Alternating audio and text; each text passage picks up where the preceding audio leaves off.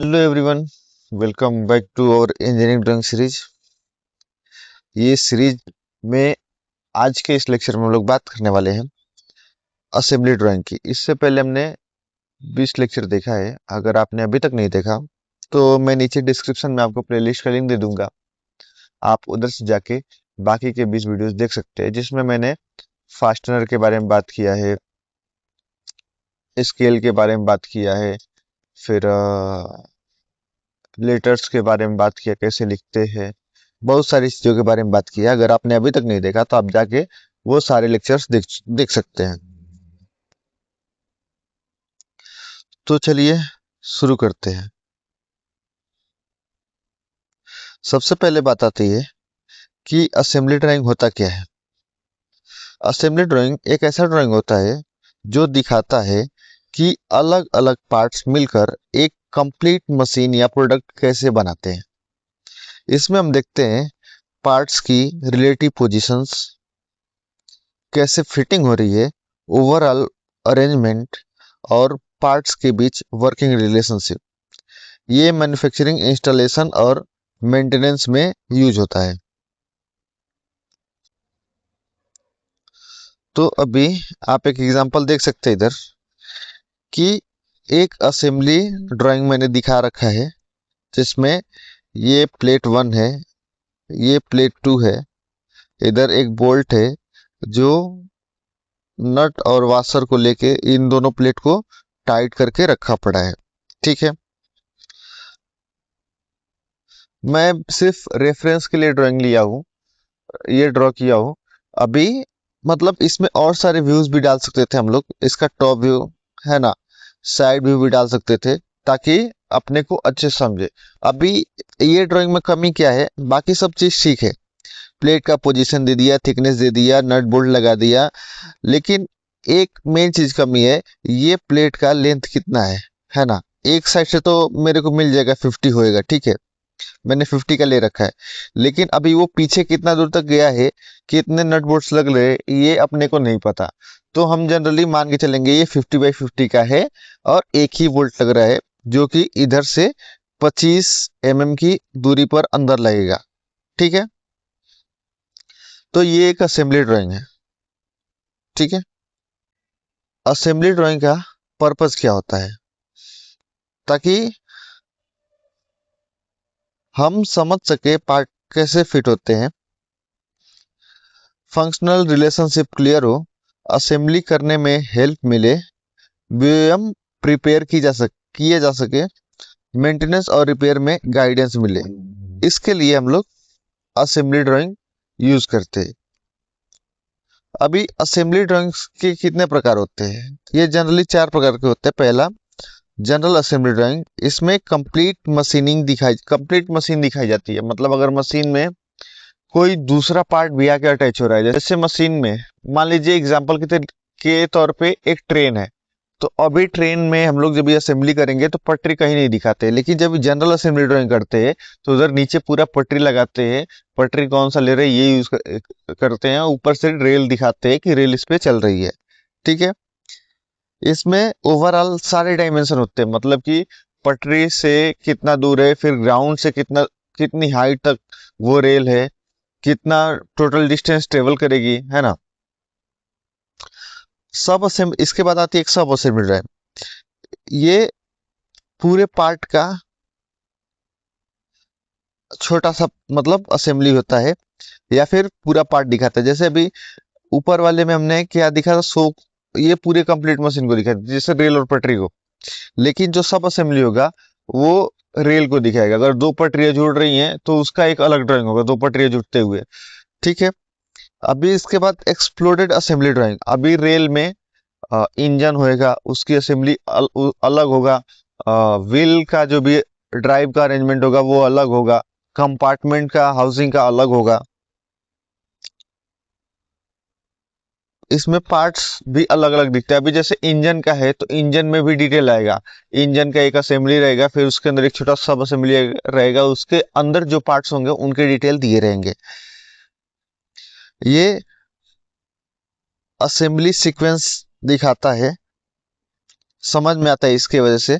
और फिर sectional assembly drawing, इसमें इंटरनल पार्ट्स दिखाए जाते हैं, मतलब कट सेक्शन डाल के इंटरनल पार्ट दिखाए जाते हैं।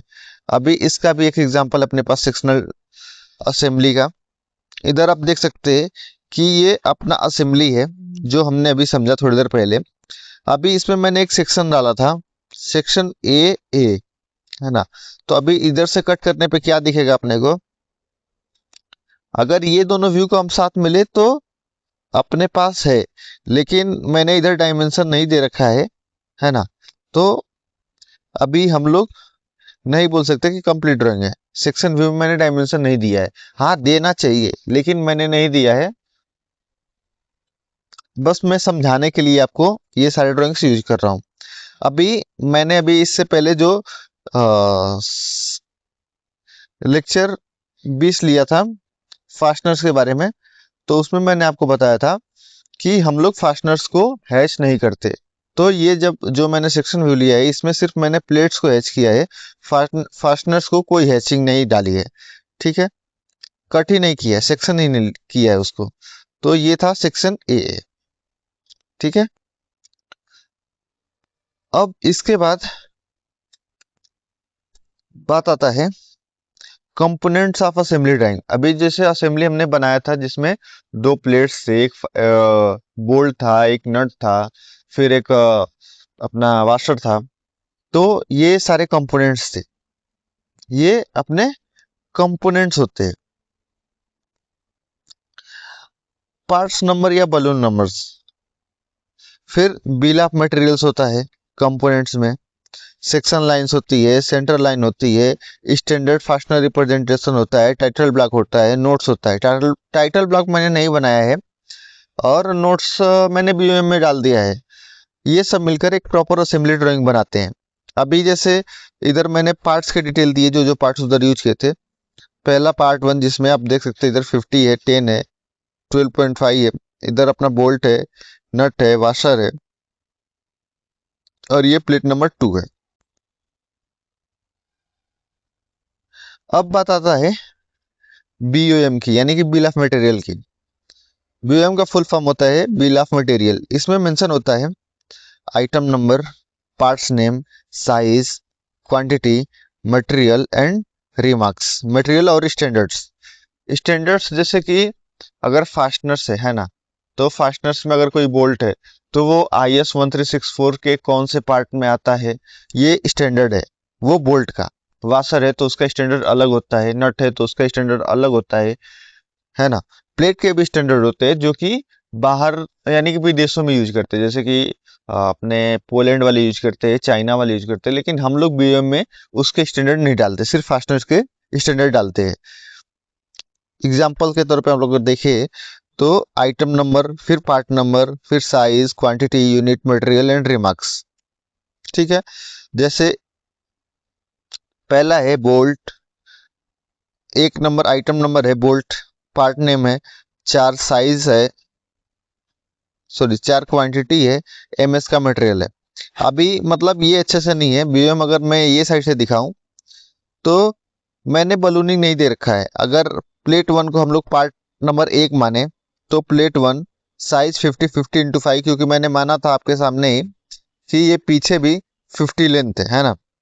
क्वांटिटी 1 यूनिट्स NO, अगर ये यूनिट्स हम लोग उठा के साइज और क्वांटिटी के बीच में रखते तो इधर यूनिट की वैल्यू चेंज हो जाती, तभी यूनिट क्या होता, यहाँ पे होता मीटर क्यूब, क्योंकि 50 × 50 × 5 तो मीटर, सॉरी mm क्यूब होता। फिर सेकेंड वाले में भी क्यूब होता है ना। तो हम लोग ऐसा कर सकते थे, लेकिन मैंने उधर नहीं डाला, इधर डाला है, तो इधर ये क्वांटिटी का यूनिट है, ठीक है। अभी ये प्लेट 1 पहला है जिसका मटेरियल मैंने IS 2062 ये एक MS मटेरियल है, इसके बारे में कभी चर्चा किया जाएगा। अभी मैं इधर एक कुछ नोट्स डाला हूं, है ना। ये कट होएगा तो आपको दिखेगा, मूव होता है क्या, हाँ मूव हुआ, ठीक है। अगर आप इधर देखें तो मैंने एक नोट्स डाला हुआ है जिसमें क्या लिखा है, make holes of 12 OD 12 and middle of plate length. अगर लेंथ हम लोग पीछे की तरफ लें तो 25 mm की दूरी पे हम लोग होल्ड मारेंगे। क्योंकि अब मैंने लेंथ नहीं दिखाया है तो इसके लिए ऐसा लिख दिया 50/50 यानी कि विड्थ एंड लेंथ इक्वल है। ठीक है, तो एक साइड हम लोग इसके हिसाब से वो डिटेल के हिसाब से मारेंगे और एक साइड दोनों साइड का मिडिल लेके होल मारेंगे। ठीक है, अभी part 2 is plate 2, part 3 is M10 bolt. इधर इसका मैंने क्या लिखा है, हेक्स हेड बोल्ट, मतलब इसका हेड जो है वो हेक्सागन है।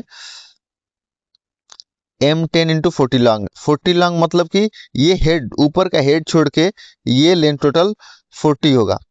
कैसे, मैं एक बार थोड़ा क्लियर से बता दूं आपको।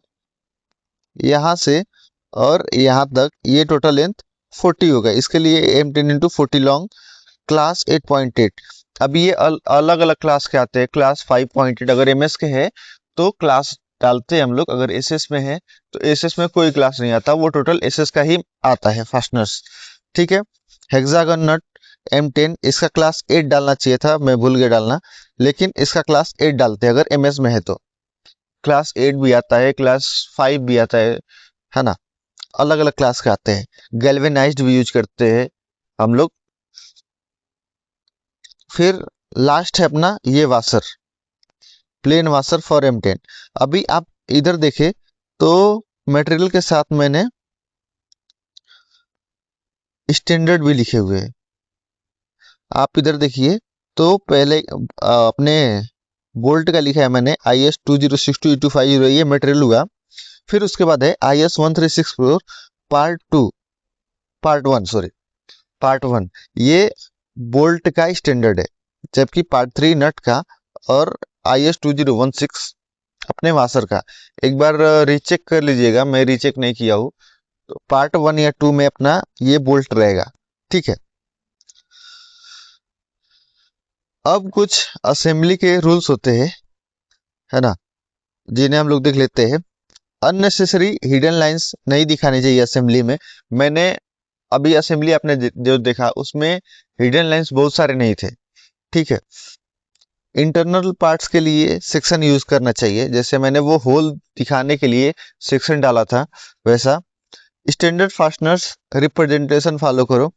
अभी जैसे फास्टनर्स के लिए स्टैंडर्ड हमने जब भी पिछले लेक्चर में पढ़ा था कि 2 लाइन लेते हैं, कौन सा थिक होता है कौन सा थिन होता है, ये सब फॉलो करना चाहिए आपको।